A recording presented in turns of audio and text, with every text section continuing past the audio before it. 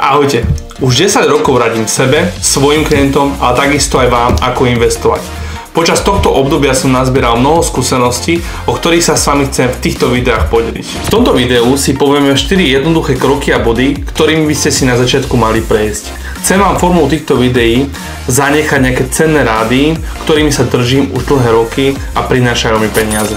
Investovanie je jednoduchý nástroj, ako zarobiť.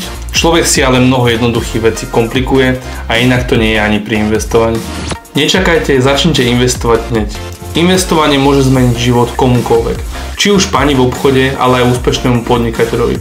Tomu, čo chce investovať milióny, ale aj takisto človeku, ktorý si chce odkladať len 30 eur. Nie je to nič, čo by sme nezvládli, treba len jednoducho začať. Určite máte vo svojom okolí ľudí, ktorí investujú, niektorí z vás sa ale boja urobiť takéto rozhodnutie. To prvotné rozhodnutie môže trvať niekedy aj 10 rokov, ale keď začnete, zistíte, že to vôbec nie je nič ťažké. Investovanie je na dlhú trať, ale čím skôr začnete, tým sa môžete tešiť z vašich ziskov. Ten, kto investuje 20 rokov, bude mať o mnoho menší majetok ako ten, kto investuje 30 rokov. Pri investovaní rozhoduje jednoducho čas.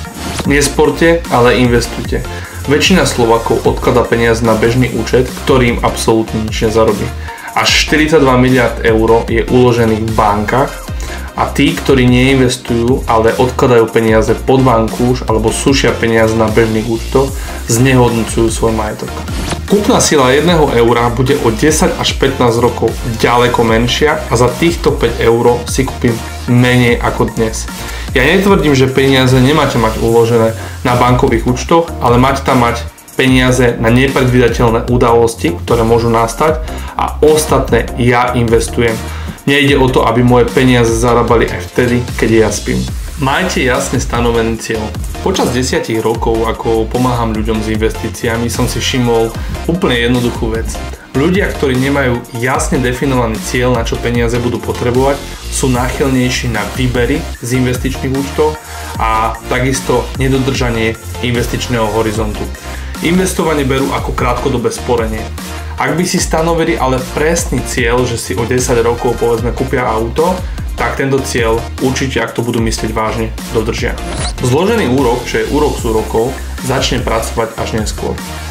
Veď keď investujete prvý rok a máte tam 500 eur na vašom účte a zarobí vám tento účet 10%, to je nič moc, ale keď budete investovať 20-30 rokov a budete mať už nasporených 50-60 tisíc eur, tak 10% nie je vôbec zanedbateľná suma. Nepodľahnite emóciám. Keď som v roku 2022 skladal nové investičné portfólio práve pre tieto účely, aby som vám ukázal, že nielen o tom hovorím, ale aj to reálne robím, tak ceny skvelých akcií, ako sú Microsoft, Apple, Meta, Google, boli už na dosť vysokých hodnotách. Ja som sa ich ale po dôkladnej analýze rozhodol nakúpiť. Napríklad takú akciovú spoločnosť Meta, čo je vlastne bývalý Facebook, som nakupoval na hodnotách okolo $140 za kus akcie. A cena klesala, až sa dostala na $90 za jednu akciu. Už pri týchto cenách som bol v mínuse okolo 35% a poviem vám to na rovinu, nepozeralo sa mi na to moc príjemne, ale vedel som, že nakupujem kvalitný biznis, že sociálne siete ako Facebook a Instagram nemajú konkurenciu a nakupoval som spoločnosť, ktorá mala veľmi dobré finančné výsledky, tak som potom sa rozhodol nakúpiť aj pri $90. Dnes sa teším na tejto akcii z 280% zhodnotenia za 2 roky a to len preto, že som pri investovaní nepodľahol emóciám a nakupoval som, keď celý akciový trh krvácal. Toto je len začiatok toho, čo by ste ako investori mali vedieť a je to len zlomok toho, čo vám chcem povedať. Samozrejme všetko postupne. Ak sa vám video páčilo a chcete ho odporučiť vašim kamarátom, kľudne, možno práve im to pomôže a naštartuje ich to a začnú investovať. My sa vidíme pri ďalšom videu. Majte sa!